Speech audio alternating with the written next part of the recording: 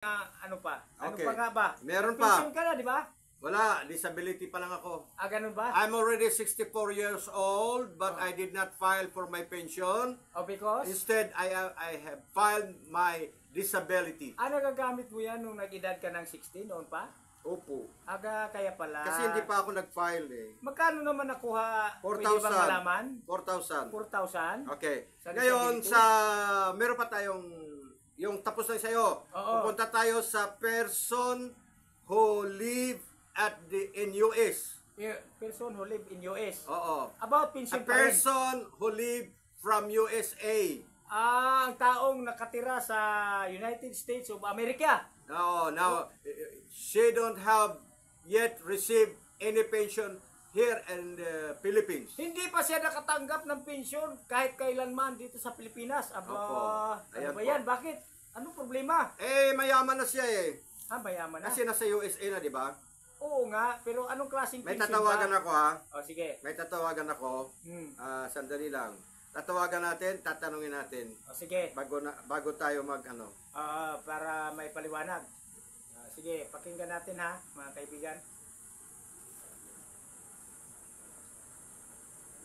Si Minchi. Menchi kaya ba? Minchi kaya ba? Shout out kay Cicelio Aileen Armende na siya yung supposedly a pensioner or having a pension, but she did not file yet her pension here in the Philippines. Ganun ba? Oo. Dahil mayaman na siya In US. in US. Kaya hindi niya pinansin. Hindi na niya pinansin. Pero is pensioner yan. Bakit kaya? Hindi ba Okay, pwedeng- anyway, paliwanag ko. Pag nasa US ka, meron kayong kamag-anak na nasa USA Oo. at hindi pa nagpipensyon, Hmm. na lumampas na ng 61, 62, 63 to 70 to 80, Oo. you can still process. Although, makinig ka, Opo. although you have already a dual citizen. Salamat po. Oh. You can still have to process kasi dalawa na ang iyong citizenship. US citizen saka sa Filipino citizen. Ang laki pala ng interest siguro niyan. Possible. Oo. Ngayon, dahil hindi pa siya nakapag-process, ay hindi mo makuha, you cannot send somebody to get the number. Hindi pwedeng kunin ng ibang tao. Oo, there is a batas. There is a batas, Oo. data privacy. Ganun ba yun? So, ang empleyado ng SSS nagbibigay ng maliit Maliit. na papel. Oo. Ayan po. Ang nakasulat po dito, babanggitin ko na lang, Sige po. for verification of SS number. So, ibig sabihin, wala siyang SS number. Ganun? Oo. Pero meron siyang mga employment history dito sa Pilipinas. Oo. Ngayon po, kindly email. So, once that you are in the USA, you can still email directly to the SSS admin. Kasi Pasig ito. So, Pasig Mabini at sss.gov.ph. Ayan po. Using your personal email. So, hindi pwedeng gamitin ng email ng ibang tao. Oo naman. Email address and send your selfie. So, ibig sabihin, selfie, halimbawa, ikaw yung pensioner na sa US, mag-selfie ka, ganyan. Mag-selfie ka. Tama. Using your cellphone, ganun, mag-selfie, ganun, no? Yan, mag-selfie ka. Tapos, SS number, your UMID, wala. So, any valid IDs. So, you have to provide SS kung wala. So, UMID, wala din. Any valid ID, standard procedure of the purpose identification. Aside from that, since you are going to process for your SS pension, you have to provide your own marriage certificate. Okay, okay. Marriage certificate. Katulad din sa iyo, magbigay ng marriage certificate. Apo. Oo. No problem about that. And your birth certificate Oo. na galing sa PSA. Apo. Ayan po, yun ang kukunin. Apo. So, ikaw, Miss Cicelio Eileen Armende, if you are listening right now, you have to ask somebody to file a marriage certificate here in the Philippines. Excuse me, kuya, pwede makatanong? What is that? Kung paano kung hindi siya kasal, dalaga pa siya, sabi mo kanina, miss. Po walang marriage certificate yun. Yung birth certificate. Ayun, very good. Ayun, narinig nyo pag dalaga pa, o binata, walang marriage certificate, siyempre. Kaya ako lang tinatanong kasi hindi naman siguro kayo makapagtanong sa kanya. There is a data privacy law. There is a data privacy law na the SSS institution should not divulge. Meaning divulge, hindi mag-open. Mag-divulge ng any information. It's only a person who could send through email. Opo. If not, you have to go directly to the SSS. Diba? Ganun po yun. Okay. So, you have to present. Since wala kang SS ID, wala kang UMID ID, all you have to do is to present your marriage certificate. But since you are in the US, kailangan ang marriage certificate, it should be from the local registrar or from the PSA. And the birth certificate is also used for PSA. Dapat galing sa PSA yon. PSA. It's a long process. No, pero ito I think this is already 70 years old, so dapat 60, 70, malaki ang tatanggapin nito. Malaki po ang tatanggapin. Milyon na yan. Tumutubo ba yon? Oo. Pagka hindi siyempre tutubo yan. Kaya lang maliit lang ang tubo. Sana all. 6% per annum lang yata yan. Pag sa bangko. Hello, Madam Menchi. I've been waiting to Miss Cicelio Eileen Armindi na she should call up with me to give her an advice. Sige, pero tinetext ko nga, hindi sumasagot Why? What happened? Is she suffered for any ailment? Nasa cruise yata siya, nasa cruise. Oh, I see. You try to advise with her na she should have to call up with me to give her and more information about this because she should have to provide a marriage certificate. Is she married? Oh, okay. Is she married? Thank you. Okay, thank you. And- Nasa labas ako. Huh? Nasa labas ako. I see. And also, she should have also to process the birth certificate from the PSA. Okay. So, okay, I can process this. You should have to send some money. Kasi ikaw naman, social ka, hindi ka lumalawas. Ako na lang. Sige. It's a part of my job. Kailangan niya mag-process ng birth certificate at marriage certificate. Okay, sige. Okay, so maraming salamat, Madam Menchi. Sabi mo kay Cicelio Eileen Armindi na kasi hindi alam ng SSS kung ano ba daw itong kanyang pangalan. Is it, ano ba daw ang middle initial? Ano daw, ganun, maraming problema pala. Okay, so maraming salamat po. Naka-online po ako, naka-live po tayo sa YouTube. Yan. Okay, sige. Bye-bye. Bye-bye. Okay, maraming salamat po. Ayan po, ebidensya na kami ay tumutulong kahit you are already in the United States at you are going to process your SSS pension here in the Philippines. Yeah. We could extend some help. Pero sabi kanina, sa akin, huwag daw akong manghingi ng bayad. Bayad. Yung kaninang Yung kanina tumawag, kabiruan mo. May bala na raw ang Panginoon. tungkol sa tinapay. Ay siguro siya yung talagang Informal settler din yon. ganun ba? Kaya nung binanggit ko, kahit nga pambayad, wala. Kahit tinapay, wala pa rin. Ang gusto libre. Oh, ba't ka tumawa? Hindi, may kasabihan kasi ang mga driver. Ang salamat ay magandang pakinggan, ngunit hindi pwedeng ibayad sa gasolinahan. Yan. Ay, hindi pwedeng ibayad sa gasolinahan and you cannot drive the car without gasoline. Gasoline! That's right! That's right. Hindi ka makapagsalita ng todo kung, Sabi ng kausap ko kanina, huwag ka nang mag-English dyan. kung wala kang merinda, siyempre mahihilo ka, manghihina ka. Kaya kung minsan, tama rin yung nagsasalita ka ng parang paglalambing. Ibig sabihin, hindi ka Pwede naman libre ka naman. Masyado to siya overreacted. matikulosa. Parang ganun. Meticulous or overreacting. Overreacting. Oo. OA.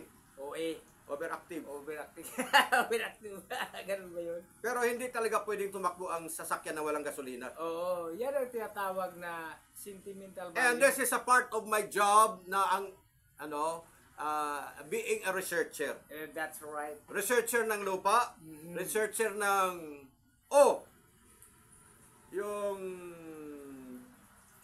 yung birth certificate birth certificate na wala pwedeng kunin mga ganun paraan. Makakatulong. Itong si Malapit ka na, July na. Ewan ko sa'yo, ayaw gumalaw. Hindi, meron na. Jesus, Meron pinagagalaw. Binayaran ko na nga ayon eh. Ganon. Ang sabi naman sa akin ay puntahan daw namin. Ang ibig sabihin, magbayad ako ng panibago doon. Parang ganon. Hindi naman siya nagsasabi, pero sa June pa raw namin talagang puntahan doon sa city ng Antipolo. Kasi yun na talagang, meron na silang mga kawani ng gobyerno na naglakad tungkol sa mga ganyang birth certificate. Hindi na kailangan uwi pa ako ng Leyte para malakihan naman ang gastos. Ang ginastos ko dyan sa birth certificate na yan ay 3,000 na. Una, 1,500. Certificate of correction kasi nakapatong yung birth ng aking ate. July 5 siya, 1963. Ako July 6, 1964. Ginawa niyang yung inutusan ay 1964 din. Kaya na-question ako sa NSO pa noon.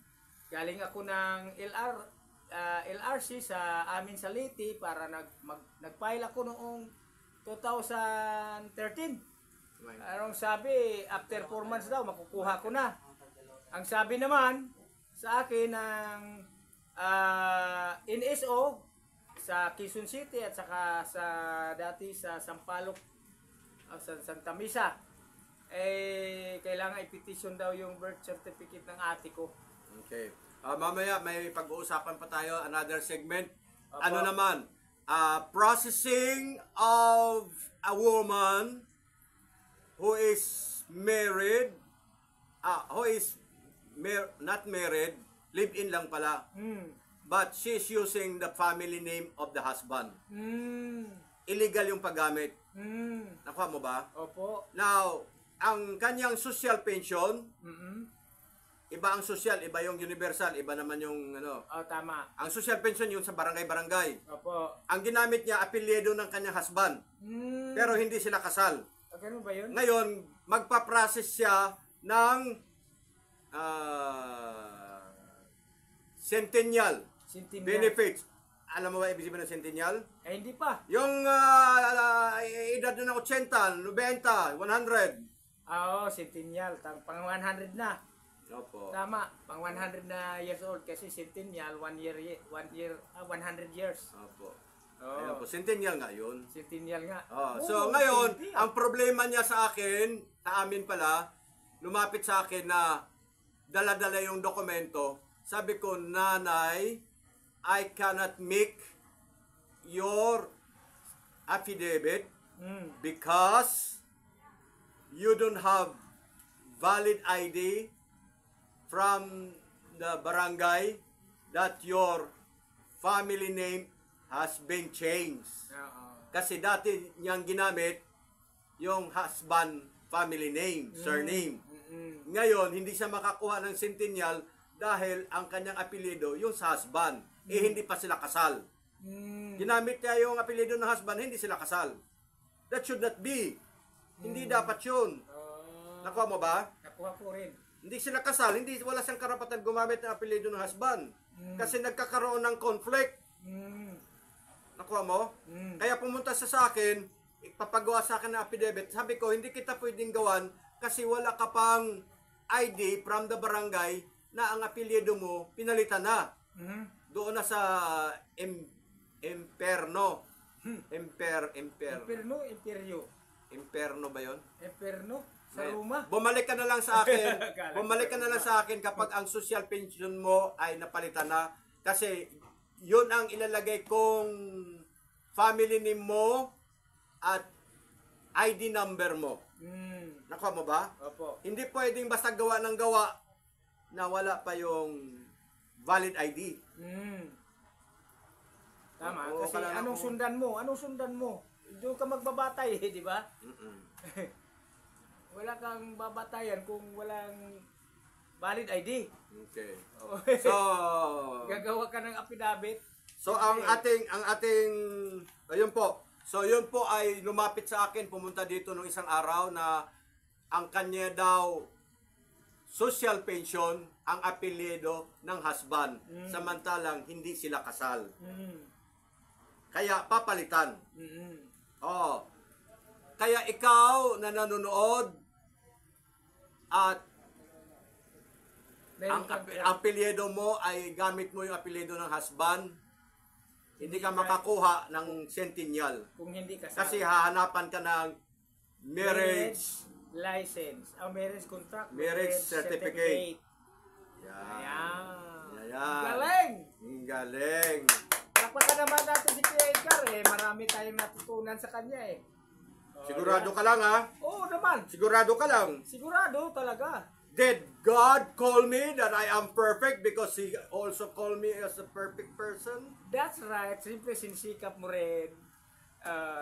Ang pagiging perfect natin dahil nananampalataya sa Kanya. So yung ginawa mong sulat puntang sa Senado kasi wala yung pangalan, hindi ka perfect. Hindi yon. Nakukorek pa naman Imperfect. yun. Oo. Imperfect. Dito, maraming Kasi kung ano ang kinukupihan, yun talaga ang kalalabasan. whatever it is. May lusot. May lusot talaga. May lusot, ano po. Di ba ikaw nagsabi? Oh.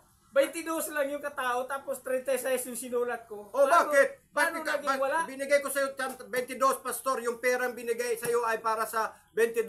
Bakit gumawa ka ng 36? Hindi ka, basta ka na lang umalis.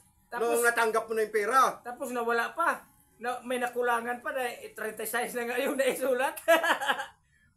Paano naging kulang? Hindi, Ayan. dapat sobra. Opo. Di ba? Ano kuya? Paliwanag mo nga. Magdemanda na lang sa barangay. Banda pa ba? Sige. Hindi. Sabi ko sa kanya, Simple problema sabi lang yun, ko kaibigan. sa kanya, Kaya nanghihingi nga tayo ng sorry kasi nasa atin kasi yun, command responsibility. okay, so man responsibility. Ngayon, Oo. sabi ko sa kanya, yun daw, inabot daw niya yung pera sa kaibigan. Wala daw pangalan niya. Inabot mo pala sa kaibigan, hindi pala ikaw nagsulat eh. Kaya, ngayon, maaaring hindi sinulat yung pangalan mo. Ngayon, Ayun. Pala naman eh. ganon. Tapos sabi ko naman, para to comfort him, Ipalit na lang. palit na lang. Kasi Pangalawa, marami naman ang pangalawa, don't try to make trouble of the person na binigyan mo ng pera. Oo. Kasi imbis na papunta ka ng Canada, doon ka sa kulungan pupunta. Kunting problema lang. Kaya palakihin niya ang maliit, no? Siyempre, pag nagsunto ka na, pukpok ka na. Yan mga kaibigan. Sino ngayon? Si Sandro. Sandro. May pamangkin pa naman akong Sandro din ang pangalan. Ano yun? Boxer yun eh. Okay. O, di bubugbugin niya talaga. Ano ba Bakse pala. apelyido yun? Ano Yun ba ngayon, apelyido? yung pamangkin mo. Pamangkin ko ba yun? Oo. Si Sandro? Oo. Laguren? Oo. Are you sure? Yes. Talaga, boxer yun. Judista pa yun. Oo, kita mo. Pero, pamangkin ha, relax lang. Nagagawa ng solusyon Okay. ng bawat problema. In every problem, there There is is a solution. solution.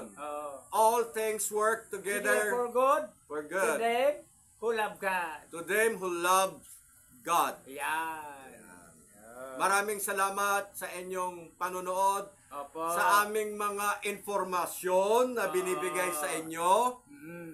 na maaring meron kayong matutunan. Opo. Kung wala naman kayong natutunan at nabobwesit kayo, para kayo pagpalain ng Panginoon, Ay, ang di sila gawin nyo lang, mabubuisit, bro. pindutin na lang.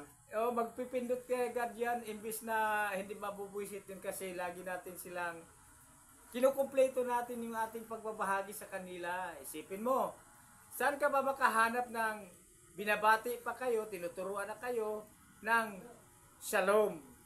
Ang shalom, hindi mo kayang bayaran yan.